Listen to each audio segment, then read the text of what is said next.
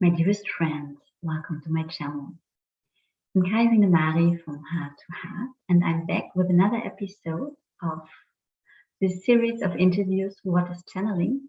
And I have a beautiful guest here today, Kelly Mercieca from Kelly's Animal Communication, so a very special form of channeling. I know you work with humans as well, and maybe you propose yourself, you introduce yourself. Yes, well, hi everyone, and thank you for having me here today. I feel very honoured to be one of your guests. I talk to animals and love being able to connect with them. Thank you, Kelly. And I know you're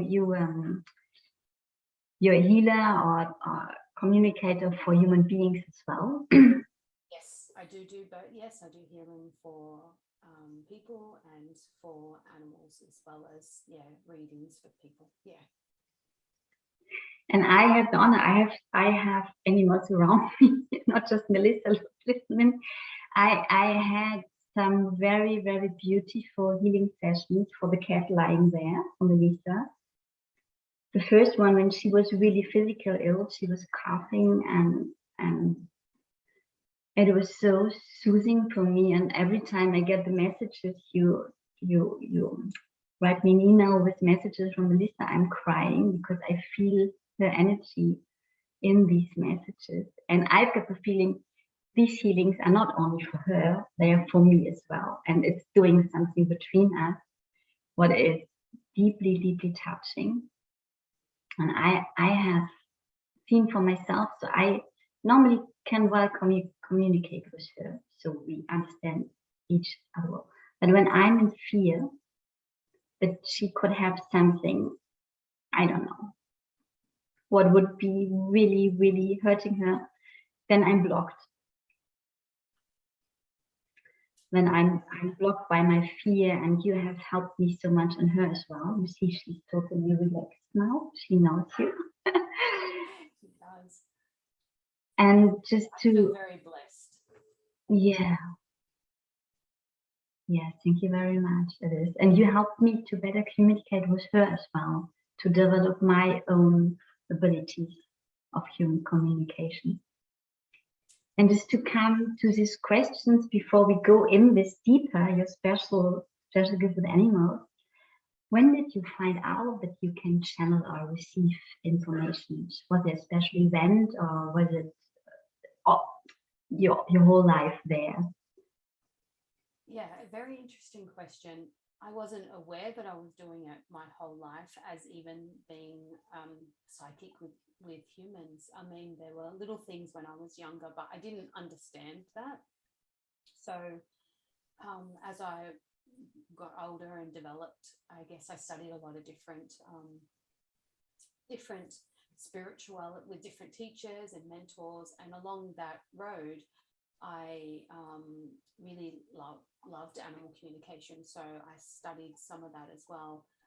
And that's when I really realized actually how much I connected with it and how much I really loved being able to help animals. And as you said before, it does not only it helps the owner so much, and there usually is healing for both the animal and the owner as for you. So to be able to do that is amazing. So yeah, I've always been closely connected to animals though my whole life, even as a child, being highly sensitive. It was always a safe place to be with animals as well. And I feel like I really understood them and they understood me, although I wasn't speaking to them to the depth that I do today.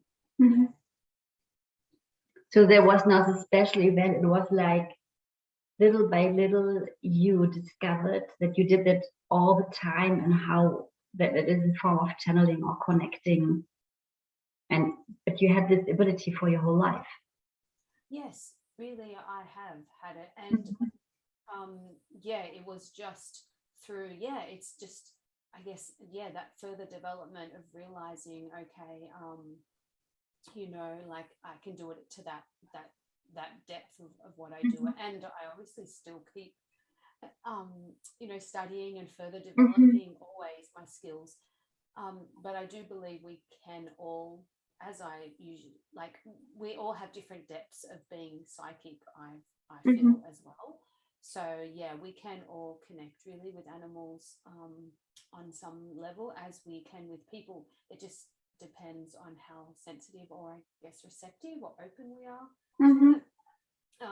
But through that development for me, through doing different, like with different mentors and different teachers, I did really learn to develop it with my own animals more. And then it was like, oh, because at first it's like, am I really hearing them or not? So yeah, it was through that development where I was like, okay, yeah, I can really hear them. And then our animals usually say, yes, I'm always talking to you, and now you can hear me. That's so beautiful. So, and I've got the feeling it is also going further, we develop more and more, we refine more and more, we go deeper and deeper with experience.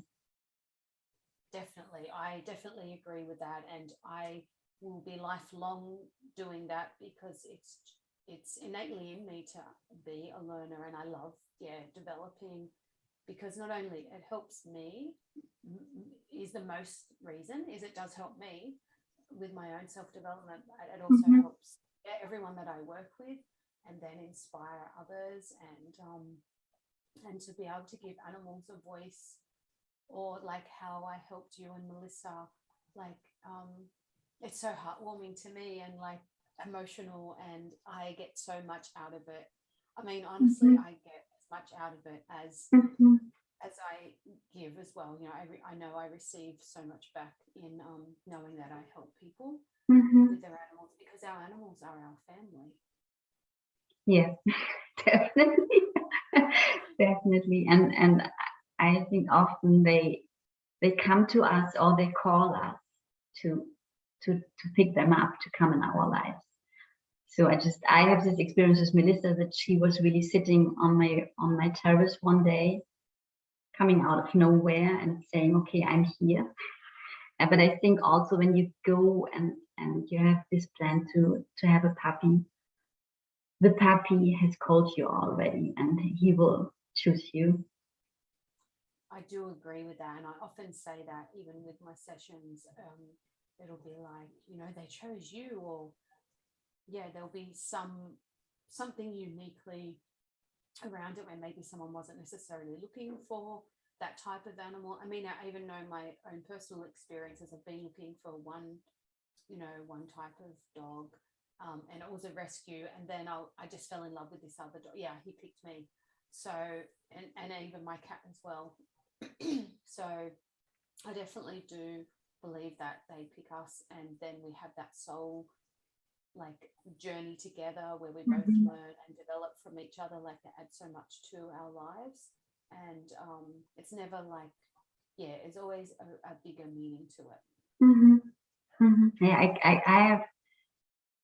I have this experience with this special cat. So I had a lot of cats earlier, and then I never ever wanted one again, because of my lifestyle, that I travel a lot and I don't feel responsible. And I'm so grateful that this one came in my life. And when I went through really deep pain 2 years ago, I had the feeling she saved my life in a way. She was steady there, and just there, no conditions, just love. Yeah, and that's amazing, isn't it? Like, how special is that? And I love that as well. And I can even say my work and doing what I do has saved me, even through some difficult challenges in my life as well. So it's such on a bigger scale than what we sometimes realize. My healing work and all of being able to do that, being able to do that for myself, and it's amazing. So I love that Melissa came along and was able to give you that. It's such a gift, isn't it? And now I'm very curious. I'm very curious how this feels for you. I don't know. Do you need tools, or is it just, how do you? I know I sent you pictures of her, and I described the circumstances when I ask for healing. And how do you speak with them? I'm in France, you're in Australia. Now you see her, but then even you don't see her. How is it for you? Do you hear the voices, or can you describe that? Yes. So how I connect, as long as I have a photo, yeah, I can connect with any animal anywhere in the world. I have trained that way as well. That's how we are. Like when I've studied, we have studied that we work with the photos. So Mm-hmm. it's the same way as when I'm working with my clients now. I do get the photo, and I do get like the questions that you want to ask, and a bit of background information just to support those questions, so I can give you clarity on what you're wanting to know. But how I receive the information is like I will see images, so I will send, because it is actually me asking a question and receiving the information. It's not just reading. It's not me just getting the information. I do send the question that I have to ask. I will send that to the animal in in an image, or how they will be able to understand it, and then I will Mm-hmm. receive the information back. So it really is a two-way conversation going backwards and forwards, but not in English, not in English or in French or in that language as such. It's like a universal energetic Mm-hmm. language where I'm just sending it energetically, and that's how I'm able to do that. And it's important that I do manage my energy and keep it in a very I have soft, gentle energy anyway. I have all of my life, which is why Mm-hmm. animals and children and even people will come up to me, and always have, and share stories with me often, and say, I don't really open up to anyone Mm-hmm. normally, but so yeah, I naturally have that gift that people feel safe with me. So it's Mm-hmm. very important that the animal feels safe, and if they do, and obviously they always do with me, they're quite happy to talk to me and open Mm-hmm. up, and they love that they're able to do that, because it makes them feel so loved. Like, how special am I? My mum, Mm-hmm. has asked someone to talk to me. It's like with Melissa, Mm-hmm. it's like, "Oh, my mum's asked you to talk to me. I'm so special." So even just that, without doing a lot of the other work, that, because there is a lot involved, but that can even just help the relationship develop, because they know how special they are, that someone else would be here talking to them to see how they're Mm-hmm. feeling. And then because when you answer, you write me really as if she would write me a letter, or she Yeah, wants you to know. So you translate it in English then, what you receive yes, as emotions or pictures, or I don't know how this comes through that yeah, you can translate it. yeah, I do. And that's where email, it is almost like it's so beautiful, an email session, because yeah, it is really what they're telling you. And yeah, so I get the information, and then I do translate it. There's a bit of, like I might do a draft session, as in I'll just put everything down that comes, that we talk about, and then um I will then send that to you. But I will make sure, because she might tell me something a couple of times, or I don't need to tell you that, you know what I mean. So I will go through Mm-hmm. and make sure that it's neat and readable. But Mm-hmm. it is basically, I like how you describe that. That's so nice. Yeah, it really is like she's written you a letter. Yeah. Yeah, so yeah, it is me, her telling me, and then it's all from her perspective, the information. And so yes, Mm-hmm. I will take it all in. And so as I'm asking the questions, I type it, because typing is faster for me, so I just type everything. Mm-hmm. And then yeah, I will send that to you. But obviously, like I said, I will make sure it has to be readable, so I'll make it all nice and neat and readable, and send it through. Yeah. So you don't write me meow meow meow. You No, just but yeah, it's yeah. So I translate it. That's right. From how, yeah, it's like I speak I speak energetically, Mhm, and then they speak back to me energetically. But yeah, I translate it into English and mhm. send it back, or into Yeah. a language that we can all speak. And yeah. which is English from me, and so I type it all up and then I send it back to you as she's told me, but yeah, in English with words. But she definitely does show me images. I get feelings, like because I look at the body, and if there's pain or how it feels, I can feel the pain, or like, if they maybe feel like they have a headache or something like that, whatever they feel, I can feel it. So I use all the senses, really, and then that's how I get the information.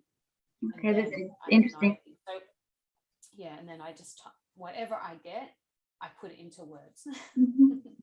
That's interesting, because the first time when I connected you and she was coughing, you wrote me that she ate a big mice, and I knew it was really a big one, and that she heard her I don't know the word in English, her throat with a bone, and it was hurt, and because of this she was coughing. It was hurting and itching. After that, what was the healing process, and so you felt that, you saw that, and it made totally sense then for me. Yes.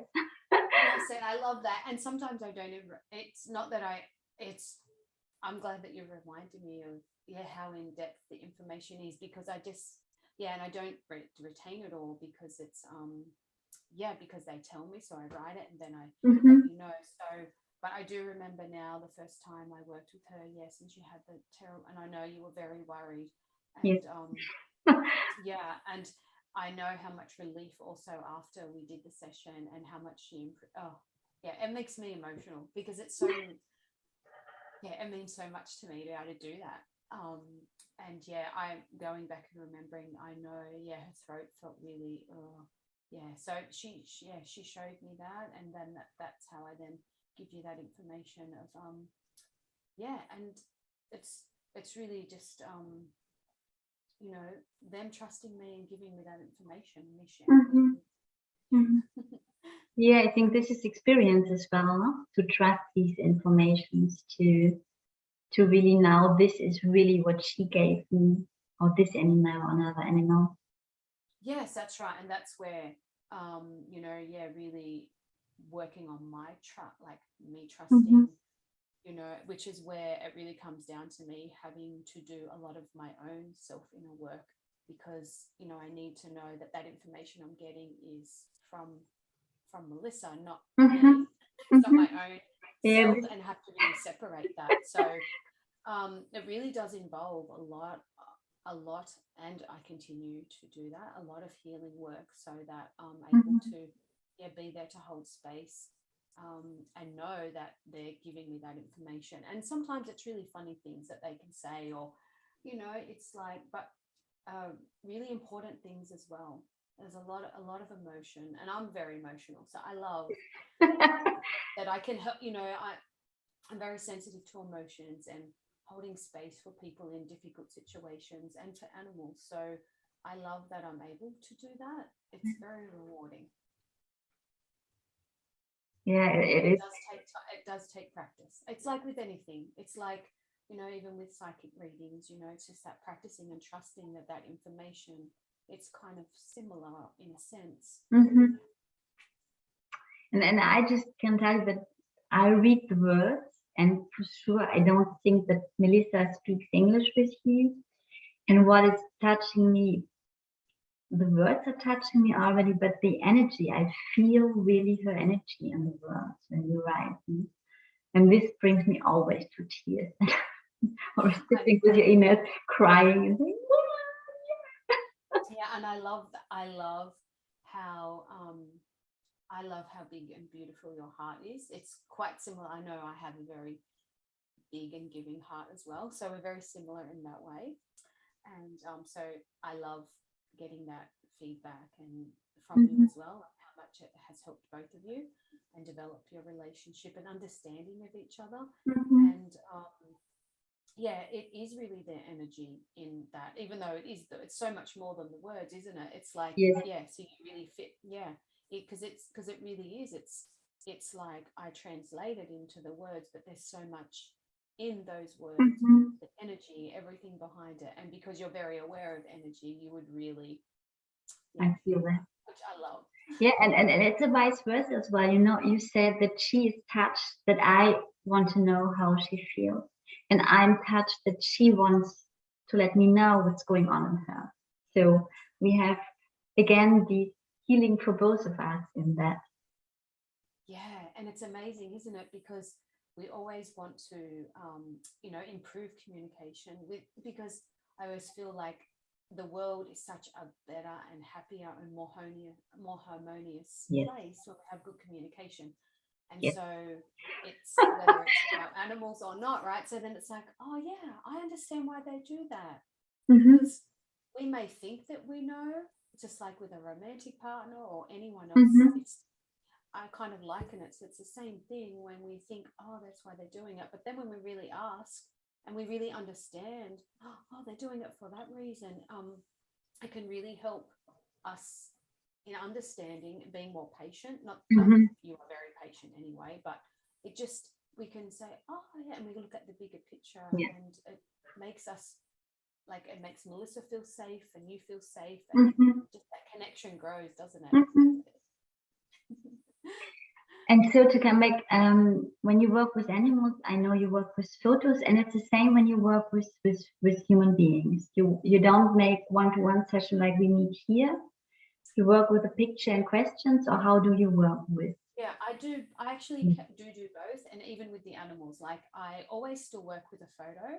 But if Mm-hmm. people want me to do, some people like it by Zoom, Mm-hmm. or phone, Mm-hmm. or I do email. It depends what people kind of want. I do all of it, but I still work with a photo, even if it's by Zoom, because sometimes the animal may not always want to stay, Mm-hmm. in the video or even by the telephone. And if we're doing healing work, it's different to where we're, if it's training and behavioral, it's a little different. And that's why sometimes I do in Australia and in New South Wales, Mm-hmm. Sydney, I do home visits for some Ah, people, that's particularly if beautiful. it's behavioral issues, because it's better if I'm there. So I do across the board, I do all of them. All of them. But yeah, but even, yes, and going back to humans, yes, I will work with a photo and I can do by email as well, or if people want telephone or by Zoom, Mm-hmm. I can do either the way, and then I connect with the photo and answer the questions. Yeah. Makes sense. Totally. That at the end you tap in the energy, and if you have a person in front of you or a picture, you will connect with something beyond that in any case. Exactly, because it is, as long as I can like see the animal's eyes in the photo, and that's very important. Mm-hmm. That's how I really connect with them. So as long as I can see their eye, like a clear photo of their eyes, and it would be the same with the person. And Mm-hmm. then I just tap in, to that energy. And we know like energy travels instantly. Mm-hmm. Yeah, so it's like yeah, it does amaze me too. Even though I do it, I still think it's amazing. And for sure, I have this question where the information are coming from, and the source. When we take Melissa as an example again, so she will give you the information. And are they coming in? Do you have a feeling in your heart? Do you feel them in your heart, through the crown, from transmitted by a higher source, or how do you feel they come to you, this information? Yeah, so with the animals, and like I do get information from like my guides and their guides, but if I will Mm-hmm. usually say, like this is what I feel, or if I'm talking to that person, this information's coming in from elsewhere. But if it's with the animal and talking to them, it's more through the heart, because we really Mm-hmm. connect with the heart. And so that's where we really, you know, feel it with animals. And that's where they feel that trust. Mm-hmm. Yeah. Mm-hmm. Yeah, that makes sense. That makes sense. And another question I just like to ask, can you control when you channel or when you don't channel? So can you say also a moment, stop, it's too much information is coming in, or is it something always on and you integrated it? How is it feeling for you, this connection to source or whatever, how you would call it? Yeah, it's on all the time. And that's when I realized that I had been doing it my whole life, Mm-hmm. just obviously not to this depth. or this level, because every day it, you know, it gets deeper. But now I have tools, and just as we have the boundaries, and you would understand, it's the same as like we have the physical boundaries, I now have energetic boundaries. Yeah. So I don't walk around open all the time, especially now that I do it as a professional work. Like I do get information sometimes, you know, like, and I'm I have a very close attraction to birds. Like I love birds and sea animals. So and my intuition is very good. So I will get information, but I don't walk around open, like to the depth I do when I'm doing a session. There's a lot of preparation that goes into me preparing for each session, like from the beginning of my day when I'm working, and then before each session, and then after each session, in between each session, and then in the night. So when I'm working, it's very much work. It's amazing because I love it, but it's a very set practice. So I definitely don't walk around open like I am within the sessions, because I know how to switch off, kind of thing, to an extent. So it's about cleaning the space and cleaning your energy as well, and saying, this is not mine, please go where you belong to, things like that. Exactly, and being really aware of that, which because because it's so important. So always cleaning space, always cleaning mind, always all of that to be able to do what I do and not be open all the time. You already said, and this is beautiful, that you can feel when an animal has pain, but you don't feel it like your pain. So there is already a stage of, a lot of very intuitive and sensitive people in the beginning.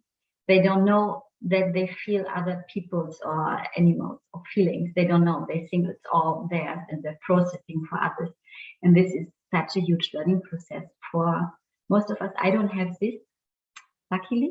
I don't feel other feelings in my system, but a lot of sensitives do that. And to learn to say, this is not mine, I give it back. I can feel it, I can translate it, but I don't process it in my system. Yeah, and as a child and growing up, until I really developed and knew that I was doing that, I did take on other people's animals, people's emotions, how they felt. Yes, so I know what it's like to take on and it's exhausting and it's not good for me. So yeah, I definitely know the difference, and that's part of developing and making sure that I'm aware of that as I've gone through the different stages of learning to do, and always making sure that I know it's not mine. So I mean, when we're working with animals, that it still can be emotional, but I'm there to hold space for that person and the animal. That's what I do. Maybe it's even a bit easier with an animal as it's another species. Even when we're living beings and have souls and are connected with the heart, but it is not the same species. Maybe, I don't know, is it easy? It's my suggestion. Probably, when I think about it, it's probably not, but it's easier because I know how to do it now. Okay. And was there something, what helped you to identify, or did you work with somebody who said to you, this is not yours, Kelly, and this is yours? How did you came through this process to separate what's yours and other people's emotions, feelings, pain, whatever? Through, I get many years of mentoring and coaching and learning, and just practicing. And not holding what's not, always releasing what's not mine. Yeah, beautiful. And that's how, whether it is a person or an animal, because I actually would take things on naturally. So for me, it was more a process of learning, okay, I don't need to do that. And I really have to teach sometimes animals that as well, because sometimes they think it's their job to take on what their owners are going through. Mm-hmm. So yeah, so it's really important, I guess, the process that I've gone on and the journey that I've gone on, because it helps me understand when I have to teach other people. Mm-hmm. Mm-hmm. Other people do that. Yeah, how Mm-hmm. unhealthy it is. Yeah. Yeah, I think this is beautiful to share as well with other people who are starting to tap in this and starting to understand that they are channeling, that they are connecting with other people's energy, and start to understand what they feel that is not always there. That's right. And it can be so confusing Mm-hmm. because before I knew the difference, yeah, and it was many years of developing that and understanding it. And there's always still another level or another layer, I feel. Yeah. More depth to everything. So yeah, it can be really confusing. It was confusing for me growing up because I had no idea that half of the things, or 3/4 of what I was feeling was not mine. Mm-hmm. And that's emotional, that's physical, that's everything, because I feel it all. Mm-hmm. Yeah, this is a challenge for a lot of empaths, I think. And it definitely is. And we have some animals that, animals are all sensitive, but we do have some that are more empathic as well. So and I embrace being highly sensitive because I didn't always understand or know how amazing it is, and it is. So when I come across animals that are really sensitive and like that as well, I love that I'm able to empower them and their owners. But it's amazing to be sensitive. We just need tools, and same with the animals. That's beautiful. There's something coming up, a question. I heard that, I don't know if you can relate to it. I heard that cats are able to help us transmute energies and to heal our bodies, but they transmute the energy through their system. They don't keep it. But dogs tend to take illnesses, for example, from their owners, but they keep it in their bodies. Did you heard of that theory? I've heard of so many different, and I love learning myself and reading and listening to all theories, because I feel everything it's great to listen and learn from that. From my experience working with animals, I think it depends, because our animals are so, I love all animals, cats and dogs, and because people often say, which one, they have a favorite. I'm like, I love both dogs and cats. Are you a dog or a cat person? Yeah, that's right. Whereas I'm like, I love both the same. Like I truly do. So I think I've had clients of animals that have taken on things of their owners and held it in their body. So I think it depends on the animal and how even though if it is a cat, how it carries itself, and I guess how its emotional state is, because I have had some where it's to teach, that they'll take it off the owner, or they'll have the same thing mirroring it so that the owner looks at their own energy. So I haven't always experienced that cats release it all, because I sometimes have to go in and help them and teach them. So they might do it more often maybe, but I've still had them, both cats and dogs, holding on to it more. Okay. You said something I liked a lot there, that you have the experience, you have animals who have the same illness, to mirror that to the owners to heal it. Yes. Wow. Because sometimes people and our animals want us to take the best care we do of ourselves, but sometimes it's like, no, we put our animals first. And I know through my own self-care that I can't help anybody if I don't put myself first. And that's been a big life journey and will be forever for me, being highly sensitive. But when I empower myself, I empower. So it's the same with animals, where sometimes they just don't know, right? If they're very empathic, they're going to be like, they'll take it on board. And there can be different reasons where they'll mirror it so that their owner will pay attention. And their owner will be like, oh, because they don't want the animal to have it. It's interesting how they don't want the animal to have that sickness, or maybe have something, but it's not until their animal gets it and they say, oh yeah, oh well, I do that too. And then it will change. It's how the animals they're so amazing and give so much. And I know I haven't personally experienced it that I can remember with any clients, but I know, some animals have gotten a disease or something and the owner has been healed. So it's like they literally take it from them. I got that as Whereas well. I've more experienced where, they both might have the same thing. I mean, I'm always very open-minded about that all, because we know that energetically when we take things on, what we can do to our own bodies. So very interesting that our animals they're so giving and loving that they would do that to themselves to teach. But it's very much about that soul contract, because I still believe, just as they pick us,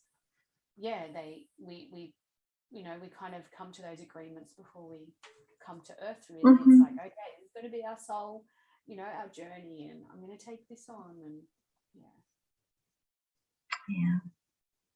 yes, it's really, I could talk with you for hours about this, because I love animals so much as well.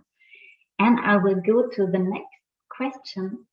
So can you use this channeling, I call it channeling here, or tapping in, receiving information, what you do for animals and humans to help them, to heal them, to make energy work with them? Can you use it for yourself in the same way, like for others? I say others and mean animals and human beings. Yes, so you mean like tapping it into, Yes, tapping into what's going on in you and receiving the needed information, or give you energy healing by yourself. Can you do that for yourself, like for others, animals, human beings, everything? Yeah, I do, because I think I need to be able to do that to understand, to be able to do it for other people. Yeah, so but I'm always developing that as well, and always going to a deeper level, because our bodies are so amazing and interesting. So yeah, I really do apply everything that what I teach and what I do in the sessions. I do live my life the same way, even with my cat, or applying it to myself, definitely. And sometimes there has been some animals that I've worked with where it's like, oh, I've got something to learn from this animal as well for me. So it's like, like when they're really highly sensitive, and it's like, well, this is huge, because I've lived this. I can really empathize with them. But then yes, there are cases where it's like, oh, the animal has to learn something, and I've learned the same thing, or it's like, oh, well, that's something I need to be aware of. So but then me on my own, I definitely use all of the same, like really, because I scan the body, and I can do that for myself. It depends how emotionally I am connected to that, because obviously myself and my emotions, like I do have a team of people that, my mentors and coaches and healers as well, because I feel as healers, because that's what I, classify myself as, the umbrella of, yes, I do animal communication, psychic, I'm a healer. I need to make sure that I am always, looking after myself. So I can definitely tap into myself, and I always work on doing that. But sometimes if there's too much emotion connected to that, I will ask someone else to, and usually it'll be just like confirmation, right? It's like, oh yeah, I need that. I can totally relate, and it's interesting because with Alicia, who was the former interview, we had this subject, what you bring up, that sometimes it's so much easier to get information from an outside source, so another healer or intuitive or reader, however we call it, and for sure to have somebody holding space for us, as we hold space for others, hold space when we give sessions. And the other point you mentioned, what I experienced myself, and I think most of us, that when we give readings or give information, give healings, that there are often information for ourselves in that as well, and that the healing is taking place for us as well. What is really beautiful. It's so beautiful. That's the amazing thing about doing healing work, isn't it? Because we heal ourselves, and that's ultimately how, like the earth and animals and everything gets healed. So there's so many layers to it. Yeah, I love that. It's so beautiful. Yeah, I love that as well, and it is a way to discover that as well. To when I give a reading, to read it and I don't understand. First of all, I just write down what I get as information, and then reread it and think, oh wow, yeah, interesting. Yeah, this is for me. Wow, this is a good one. Yeah, that's right, and it definitely can be like that with me with sessions where it's like, it'll be something that I have also maybe gone through with it, because I've a lot of the things, or almost everything that I help my clients with, I've gone through myself personally with an animal. So it's just it can be like, oh, okay, well, maybe there's a little bit of that I need to heal within me as well. But I think that's good, because that makes us, it's that human aspect as well of like, okay, but that healing aspect of us where we're able to help others. It's amazing. And it's like an energy circling. It is, isn't it? It's really that exchange, isn't it? It's like, that's how everything moves around. Yeah, I love that. That's beautiful. So another question, you as I understand, you had this gift since you were a child, but it needed some time to really identify like a gift, or like this gift. But did it always felt like a gift for you? Yes. Did you say it didn't? Did you ask me, did it always feel like a gift? Yeah. Did you always have this, yes, it is a gift that I'm so sensitive that I can tap in others, that I get information from others? Or were there other moments as well? Sorry? Or did you have other moments where you thought, well, I just would like to be normal, whatever that means? Or I think as a very young child, I'd say probably under 10, I just to me it was, I mean, I knew I was different, because even my mum sometimes had moments of not fully understanding me, but I was very much a truth speaker. Like, I'm very much about truth, and sometimes people don't want to hear the truth. So with age, I've learned how to deliver that better, because we obviously need to. It's always with love, but so I see that as a really good gift. But I think I also had the side of it where, for me, it was very tiring, and I would say probably in my teenage years, more into my 20s, I didn't see it as a gift, really. I seen it as I was different, and I'm very strong, but people sometimes perceive it as being a weakness. So because you're sensitive, I'm super strong. So I feel like it was a bit of both, but probably more that it wasn't good because I was so different. And so and not being around other people really that were the same as me. So being different, misunderstood, it was a little difficult, a bit. It was a bit difficult there in that journey and understanding myself. And then when I embraced it, because I met this lady, it was like, we need more sensitive people. Oh, that was one of my shifts. Like, I started shifting totally and just looking at everything differently. And once I had done that, it was like, no. And then I realized all my strengths, and yes, and it was a gift, but I didn't always see it that way. I can relate from myself and this phase when I was in puberty, and I just wanted to be like the others, and I wasn't. And I think that a lot of us having had this feeling, or in adulthood as well.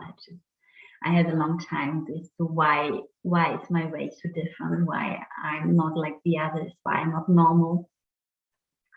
and to come to that moment and say, okay, it is so perfect how I am, and everybody is different and nobody is normal. Even the people who are looking outside normal are not normal. That's right. We are all unique, right? Yeah, that's the thing. It's like when we realize that we all have our unique gifts and our unique reason for being here. And so, and everyone that has their gifts even are all unique. So yeah, we really are all different, but it's, yeah, it can be just more challenging, especially I guess at school and things like that, because you're more highlighted to be different and everyone wants to be the same.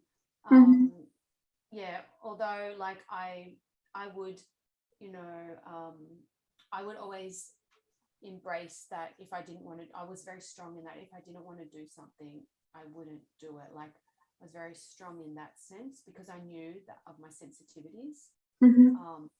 So yeah, I really like that. But today I love as we all should love everything. It's important that we love everything about ourselves and embrace it. Yeah. And I think this is in a way also a lifelong journey to really love all what is here. The shadows, the flaws, the beauty, the weirdness, the craziness. It is something that will go on until we go into the light. That's my point. Yeah, and I totally agree with that, because there's always something else, and like we're very much the same in that lifelong learning. There's always like, oh, I'm going to get to it, because it's like, oh, I've worked on that, and then there's always another layer or another depth or something to it. And yeah, and embracing all the things. Yeah, I definitely know the things, yeah, the shadow self of me, and then, you know, but we wouldn't have those.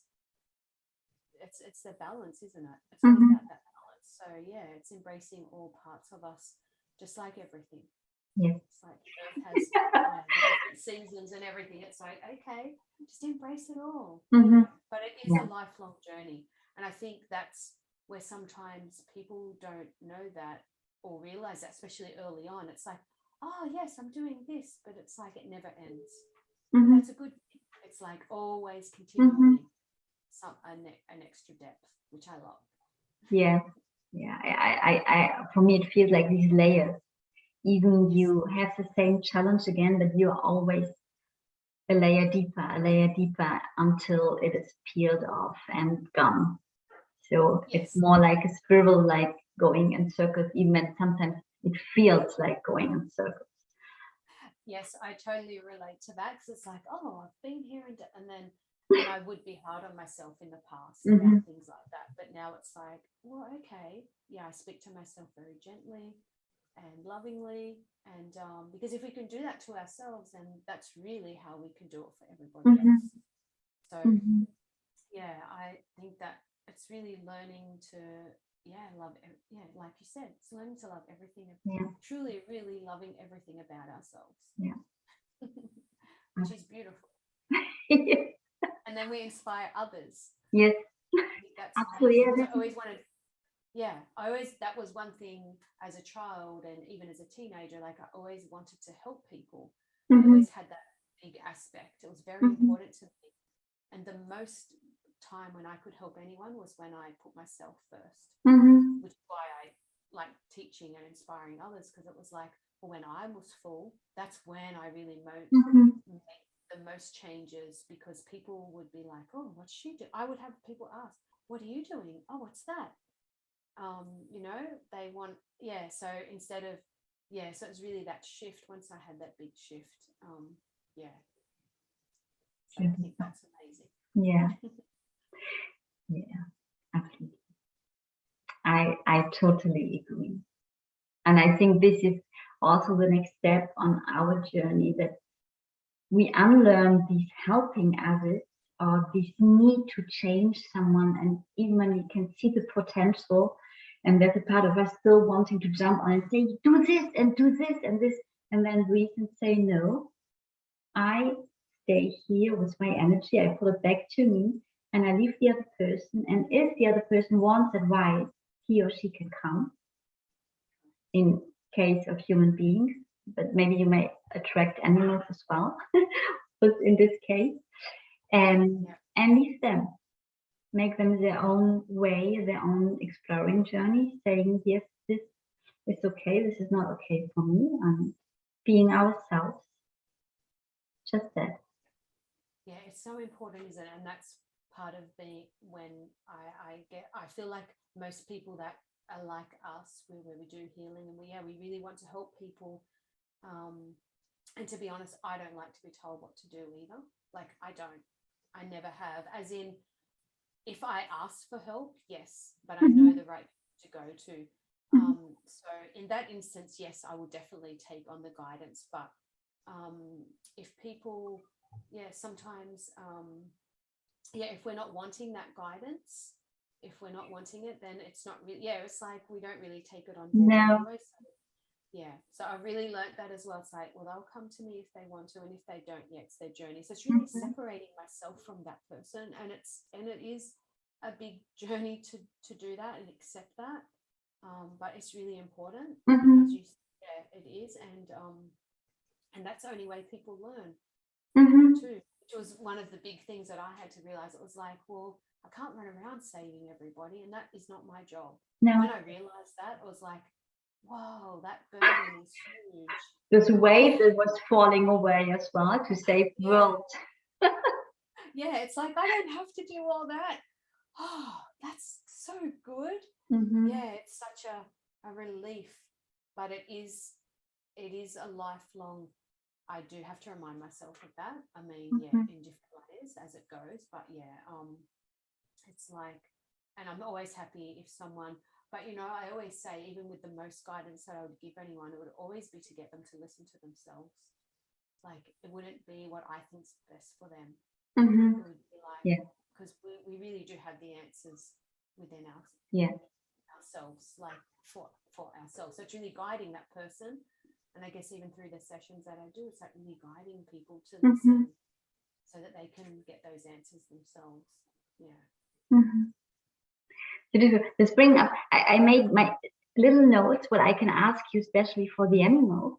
And it's, as we talked about, I like that you said when somebody's coming to you and give you advice without being asked, that it's often, no, I don't want that. And have you experienced with animals as well, that they block you, that they're maybe a too deep trauma or something, they don't want to be touched? Did animals have this as well, or did you find always a little way to the heart? Well, working with the animals, usually they're, as long as I come in on that soft energy, and there may have been a few occasions, because we do know some animals have lots of trauma, have suffered lots of trauma. So I'm very understanding of that.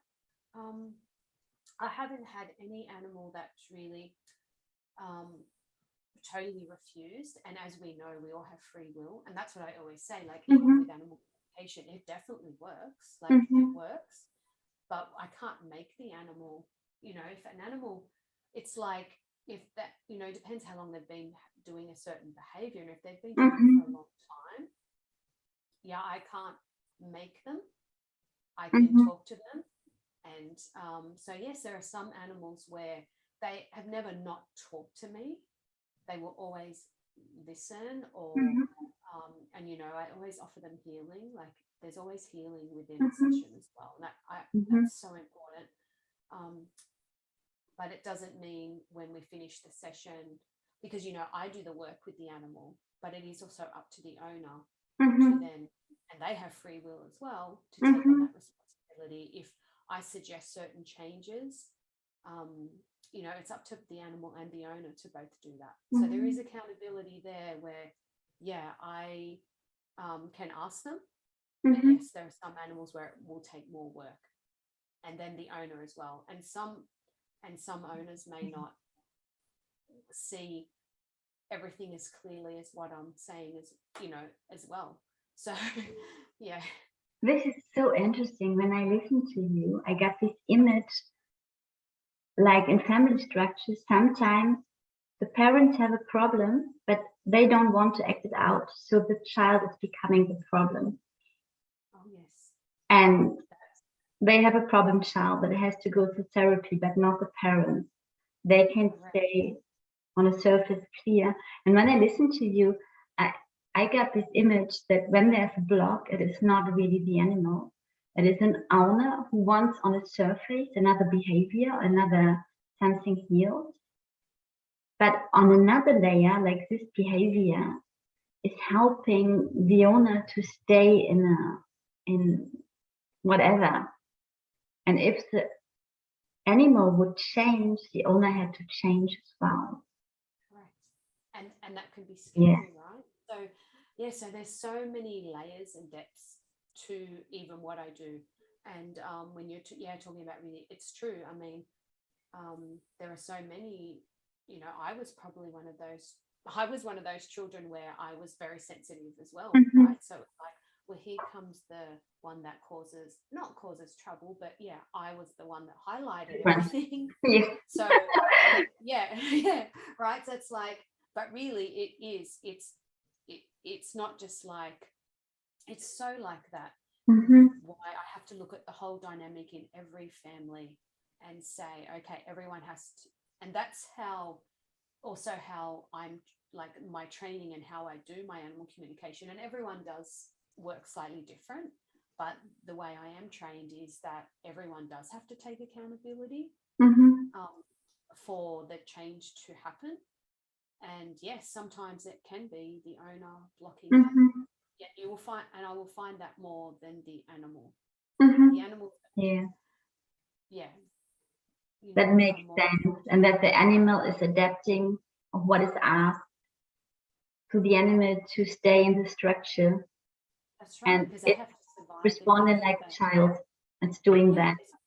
Yeah. It's very much like that. Yeah. Yeah. It's amazing when we think about it. It's so, because I love psychology as well. And when I really think about it, it's so much, yes, it's energy work, but there's a lot of psychology and happening there as well, and how it works. So yeah, that would be more where the changes wouldn't happen, where people just, because we know, and I know I have to do the work myself, you know, I do the work, and it's a lot of work, and we have to look at ourselves and maybe things that this is a little bit hard to look at, but we do it. And so that often happens within a session. Yes, that will be highlighted, and if that person is not prepared to look at that, and maybe it's not their time, and that's okay, and I respect that also. But if they do want the changes, then they need to make them as well.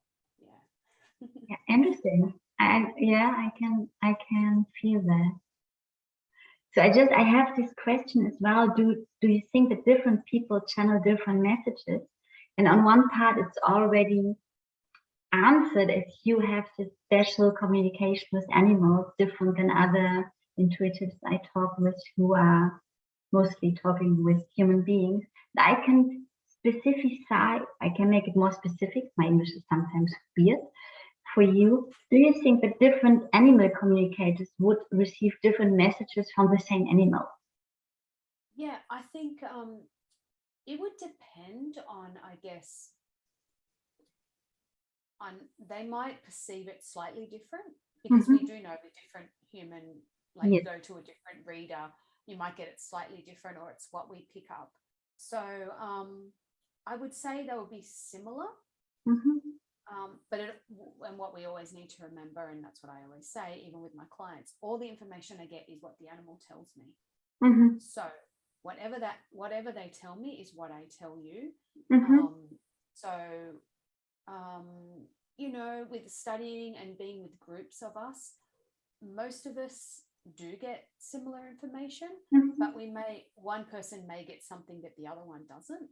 You know, maybe they're more picking up on that. So I would say it would be similar information, and depending on their training, I guess how you know, how in depth they are. But yeah, we could definitely. Yeah, I mean, if we're talking about like lost animals, for instance, which I do lost animal cases, you know, they're very, very hard. I've done cases where, though I've got the same information, the clients have come to me, I was the third person they had seen actually, and I gave the same information as the Mm-hmm. previous. So from my experience, I haven't really had it different a lot, but I think it depends on how we're approaching the animal, because I gave exactly the same on a map, the same location as the previous people did, and they didn't tell me till afterwards because I wouldn't get any information.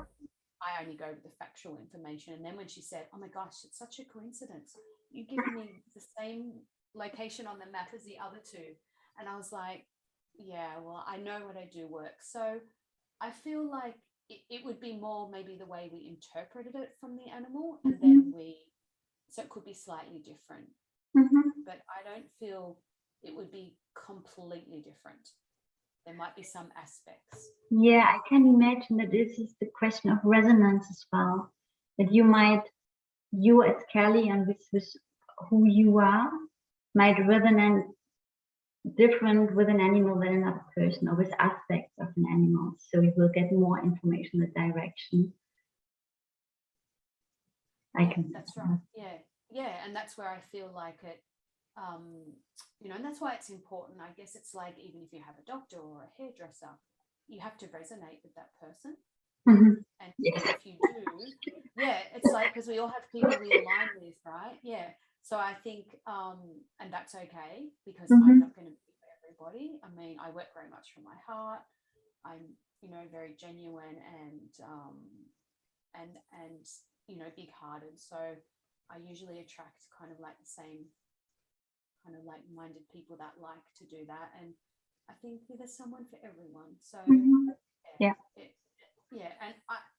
it could be in an instance where if someone wasn't holding their space, like they weren't holding their energy in a good place, the animal may not feel as safe and give as much information, but I feel it would be on that level as well, which would just probably come down to experience. That makes sense. Thank you. So we are nearly at the end. I just want to ask you if you can give some advice. We have so highly charged energy at the moment, how human beings can support the animals, and then because they are feeling that so highly sensitive. Yes, and there is. It's quite intense at the moment, and our animals do get affected by that. So a great thing, and what our animals really love, and sometimes we forget, is just being present with them in the moment. So just really, sitting with them, whether it's on the lounge or if you're going for a walk if it's with your dog. Don't be distracted by social media or the mobile, walking, touching. The dog, so it's like, and it doesn't have to be hours and hours, but just that one-on-one time where you're actually just really connect, because it's good for us as well. That's why it's important to do it. But our animals, really, that's just, they want is our, that one-on-one attention. And yes, I know some animals can be needy, as some humans can be, and they want your time. It's impossible. We do have to work and things like that. So it's not about spending 12 hours a day with them, but it's that even if it's 10 or 15 or 20 minutes or half an hour every day, just sitting with your animal and, really connecting with them, whether it be patting them or just really grounding your energy. That's really important, and just sitting with them, and that really helps their energy then be more centered, and it does us, and we know then it has the ripple effect of helping the whole planet. And I remember when you tell that this is beautiful, this is really beautiful, and I think this is at the end similar with human beings. We need, when we are with another person, we need presence as well, and we need to be present with them, and not just sitting like this, not with an animal, not with a human being. This is so. And the other thing, what was touching me when you got me the last message from Melissa, you wrote down a grounding exercise, and it's something I do for myself as well, to root her little paws in the ground and do that with her. And it's like a little meditation doing together as well. Could be beautiful. Yeah, it is, and it's so important. And sometimes it's like, yeah, just doing that because people often say, oh, animals, you know, they know how to take care of themselves and they do all this. But when we're talking about domesticated animals, Yeah. I mean, yes, they will survive, but when they're domesticated, they have the effects of us. So it's different to a wild animal. And then even we know some wild animals, they still are affected. I mean, we could go on about the oceans and different things because that's something I'm passionate about as well. So yeah, if we just really give our animals the chance to be calm and have a calmed energy and be centered and grounded, then they help us as well, because then they're like that, we're like that. So we're you know, bouncing off each other in a calm energy, and then they feel like they're important, so they're likely to behave more, you know, better, because the energy is, I know even with my own cat Comet at the moment, I can tell when, you know, the energy is a bit more intense, or say I'm not grounded myself, or they'll be, it's like, oh, okay, well, what do I need to do here? So it's important to do that, even for myself. Yes, You know, for to sure. make sure that I make time for him, you know, and say, okay, well, Mummy's going to come and sit with you and we're going to have a game, or we're going to just sit there, you know, connecting with our hearts and grounding. And that's really important. I think that's a really important way to help support our animals. And then it has the flow on effect in supporting Yeah, thank everyone. you. That's beautiful. And I just at the end, I want to have a look at Melissa. No, she is totally relaxed. There, Melissa. So beautiful. I love talking to her all the time. I feel always very honored. And she loves listening to us talking, doesn't she? Yeah, but she's totally relaxed now and safe and gone.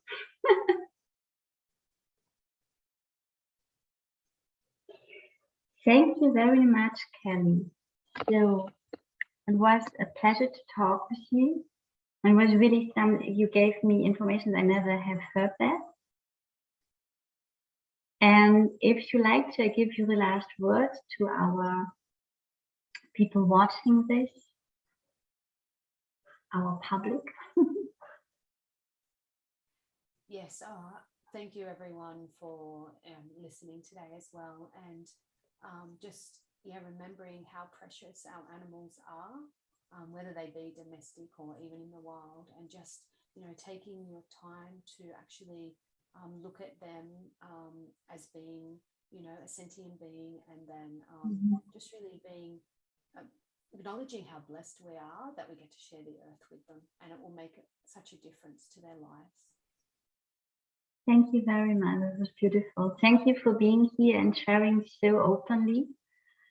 And we stay in contact. Anyway, everyone who wants to contact Kelly and book a session, I can highly recommend that. You will find all the information in the description box and all social media. And yes, I will write down your website and all then.